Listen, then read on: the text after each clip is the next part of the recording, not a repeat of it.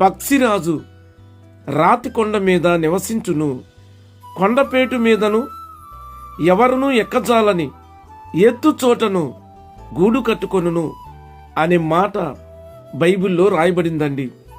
పక్షిరాజు అనగా ఆత్మీయ విశ్వాసికి లేక క్రైస్తవునికి గుర్తుగా ఉంది.